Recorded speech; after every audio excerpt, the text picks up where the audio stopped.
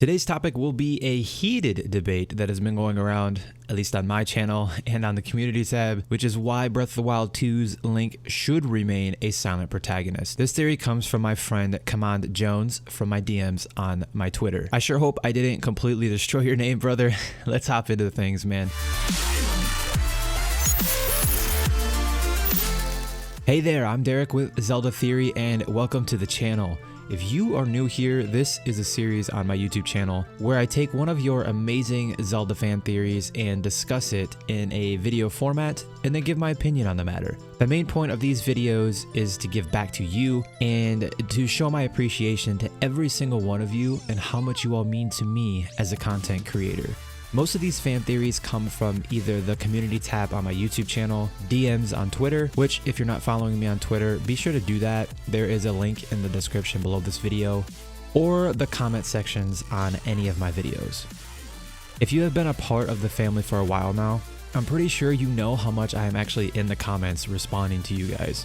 So if you want one of your Zelda theories in one of my future videos, make sure you subscribe to the channel, turn on all notifications, and just be sure to reach out, man. I hope that if you find value here, that you would share these videos and this channel as a whole with your Zelda homies. Let's continue to build the best Zelda empire on the interwebs, dude. I truly appreciate you and you taking the time to have this conversation with me. Let's hop into today's Zelda fan theory. So let's not beat around the bush. Silent protagonists are extremely rare in modern AAA games. Link's continued silence in The Legend of Zelda Breath of the Wild was sort of jarring to some of us, giving other characters like Zelda finally had full voice acting, which is a whole nother theory that we can talk about later in future videos. However, that being said, Link shouldn't break his quiet streak in Breath of the Wild 2, according to Command Jones, since his silence is the key in connecting you to Zelda's world. Breath of the Wild took the Zelda series in a brand new direction while at the same time returning to its roots, channeling the first Zelda on the Super Nintendo for its vast and intimidating open world. Command then goes on to say its universal climbing mechanic was revolutionary not only for the franchise, but for open world games in general, opening up Hyrule as it has never been before. It also attempted to make its central characters feel more real by giving them voice dialogue for the first time in the series, but Link didn't receive the same modernization, obviously. While you and I can select dialogue choices in Breath of the Wild, just as they could in previous Zelda titles like Wind Waker or Twilight Princess, the game's version of the hero never actually speaks aloud, just like he never does in the series. He's got the usual wordless exclamations and body language, but he remains silent nonetheless. This was a deliberate choice by Nintendo to make Link more relatable, and it's one that the company shouldn't change in Breath of the Wild 2. Command then goes on to explain Link's dialogue choices indicate he's not unable to speak, but merely not very talkative, and Zelda's diary in Hyrule's castle backs this up. Quote, "With so much at stake," she writes, "he feels it's necessary to stay strong and to silently bear any burden. It has caused him to stop outwardly expressing his thoughts and feelings," end quote. Not only does Link's lack of speech contribute to the, quote, "air of proud independence," unquote, that is a precious part of the individuality of his characters, as Zelda producer Anuma told Games Master in 2016. It also serves as a practical gameplay purpose. Zelda producer then later says that Nintendo chose to keep Link silent in Breath of the Wild to avoid breaking the relationship between Link and the player if Link said something they didn't agree with. This could, of course, still happen in written dialogue, as was exactly the case in Breath of the Wild's infamous transphobic Gerudo set scene. But leaving Link silent allows more room for player interpretation, filling in the gaps created by written-only dialogue. Therein lies the strength of Link's character design. Voiceless and, as Zelda producer told Time, deliberately androgynous. Link is meant to be a blank slate for players to insert themselves into Zelda's universe.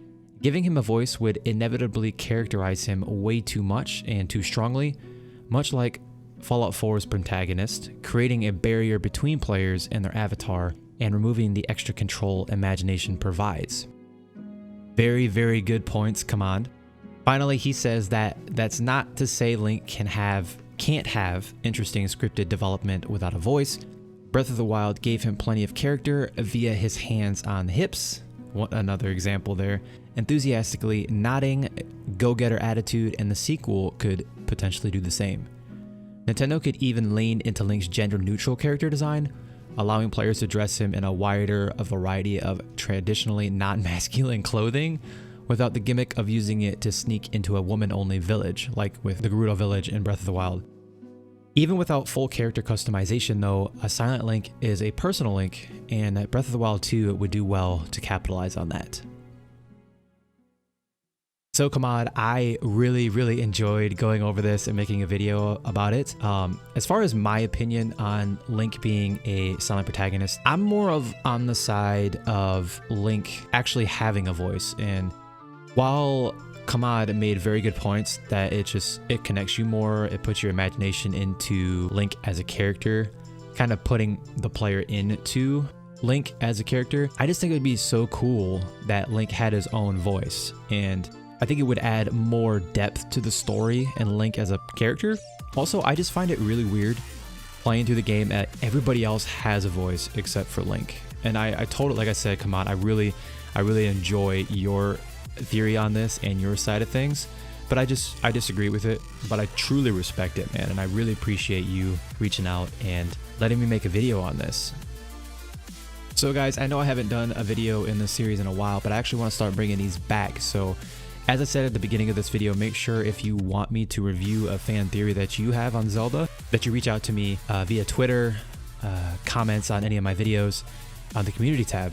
I'm always in there, guys, and I really appreciate you guys. So if you found value here today, if you're new, don't forget to subscribe, turn on all notifications, and be sure to check out the other Zelda videos on the channel. I'm pretty sure there's something on there that you're gonna like, especially if you are a Zelda fan. YouTube's recommended video for you specifically will pop up on the screen here in a minute, as well as a video that I personally think you are truly gonna dig. So check those out, continue to be the light. Let's head over to another video, but remember, it's dangerous to go alone. Let's talk soon, guys.